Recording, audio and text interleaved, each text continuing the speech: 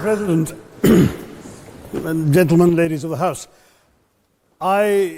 standing here with 8 minutes in my hands and at this venerable and rather magnificent institution, I was going to assure you that I belong to the Henry VIII School of Public Speaking, that as Henry VIII said to his wives, I shall not keep you long. But now finding myself the seventh speaker out of 8 in what must already seem a rather long evening to you, I rather feel like Henry VIII's last wife. I more or less know what's expected of me, but I'm not sure how to do it any differently. Perhaps what I should do is really try and pay attention to the arguments that were advanced by the opposition today. We had, for example, Sir Richard Ottaway suggesting, challenging the very idea that it could be argued that the economic situation of the colonies was actually worsened by the experience of British colonialism. Well, I stand to offer you the Indian example, Sir Richard. India's share of the world economy when Britain arrived on its shores was 23%. By the time the British left, it was down to below 4%. Why? Simply because India had been governed for the benefit of Britain. Britain's rise for 200 years was financed by its depredations in India. In fact, Britain's industrial revolution was actually premised upon the deindustrialization of India. The handloom weavers, for example, famed across the world, whose products were exported around the world, Britain came right in. There were actually these weavers making fine muslin, light as woven air, it was said. And Britain came right in, smashed their thumbs, broke their looms, imposed tariffs and duties on their cloth and products, and started, of course, taking the raw materials from India and shipping back manufactured cloth, flooding the world's markets with what became the products of the dark and satanic mills of Victorian England. That meant that the weavers in India became beggars, and India went from being a world-famous exporter of finished cloth into an importer, went from having 27% of world trade to less than 2%. Meanwhile, colonialists like Robert Clive bought their rotten boroughs in England on the proceeds of their loot in India, while taking the Hindi word loot into their dictionaries as well as their habits.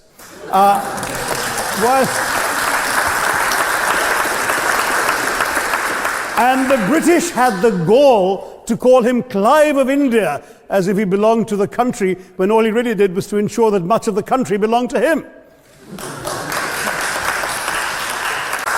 Staying with India, between 15 and 29 million Indians died of starvation in British-induced famines. The most famous example, of course, was the Great Bengal Famine during the Second World War, when 4 million people died because Winston Churchill deliberately, as a matter of written minuted policy, proceeded to divert essential supplies from civilians in Bengal to sturdy Tommies and Europeans as reserve stockpiles. He said that the starvation of anyway underfed Bengalis mattered much less than that of sturdy Greeks. This is Churchill's actual quote. And when conscience-stricken British officials wrote to him, pointing out that people were dying because of this decision, he peevishly wrote in the margins of the file, "Why hasn't Gandhi died yet?"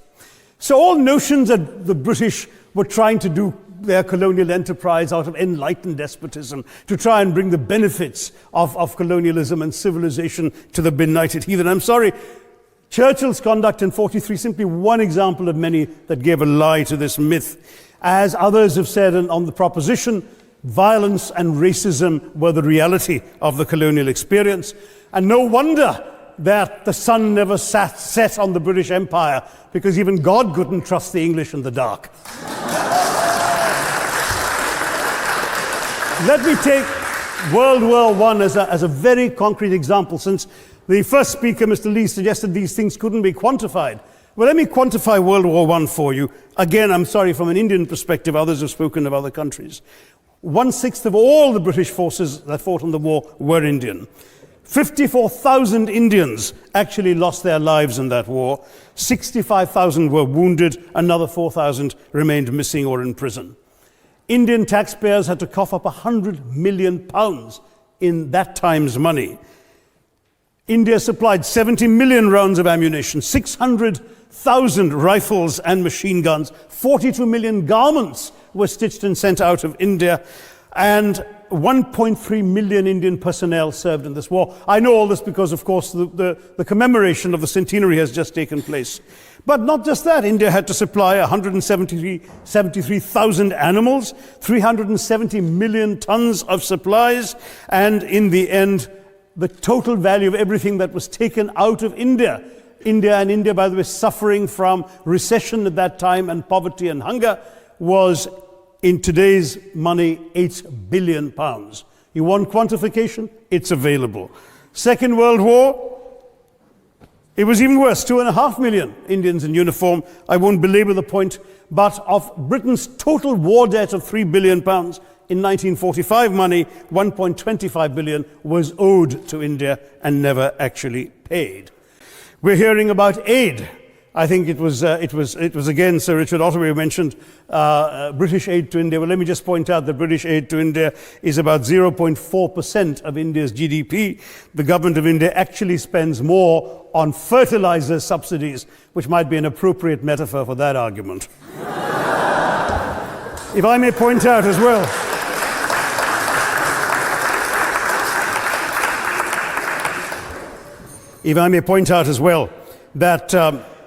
that as my fellow speakers from the proposition have pointed out, there have been incidents of racial violence, of loot, of massacres, of bloodshed, of transportation, in India's case, even of one of our last Mughal emperor. Yes, maybe today's Britons are not responsible for some of these depredations, but the same speakers have pointed with pride to their foreign aid. You're not responsible for the people starving in Somalia, but you give them aid. Surely the principle of reparations for the wrongs that have been done cannot be denied. It's been pointed out, for example, the dehumanization of Africans in the Caribbean, the massive psychological damage that has been done, the undermining of social traditions, of property rights, of the authority structures of these societies, all in the interests of British colonialism. And the fact remains that many of today's problems in these countries, including the persistence, in some cases the creation of racial and ethnic and religious tensions, were the direct result of the colonial experience. So there is a moral debt that needs to be paid. No wonder Professor Lewis reminded us that he's from Texas. There's a wonderful expression in Texas that summarizes the arguments of the opposition: all hat and no cattle. Now, if I can just quickly look through the other notes I was scribbling while they were speaking, there was reference to democracy and rule of law. Let me say with the greatest possible respect, it's a bit rich to oppress, enslave, kill, torture, maim people for 200 years and then celebrate the fact that they're democratic at the end of it.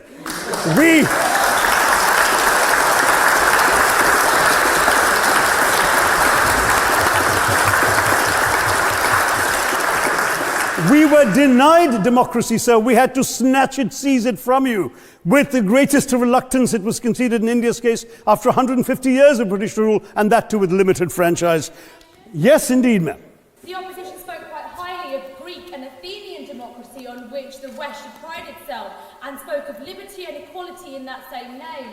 The Athenian democracy was only functioning because of the slave society on which it was built. That's the nature of colonisation.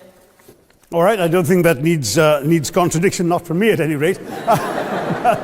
But if I may just point out, I think the arguments made by a couple of the speakers, the first speaker, Mr. Lee in particular, conceded all the evil atrocities of colonialism, but essentially suggested that reparations won't really help. They won't help the right people. They'll be used as a propaganda tool. They'll embolden people like Mr. Mugabe. It's always nice how in the old days, I'm sorry to say that the people of the Caribbean used to frighten their children into behaving and sleeping by saying Sir Francis Drake would come after them. That was a legacy of that. Now it's Mugabe will be there. So this is the new sort of Sir Francis Drake of our times.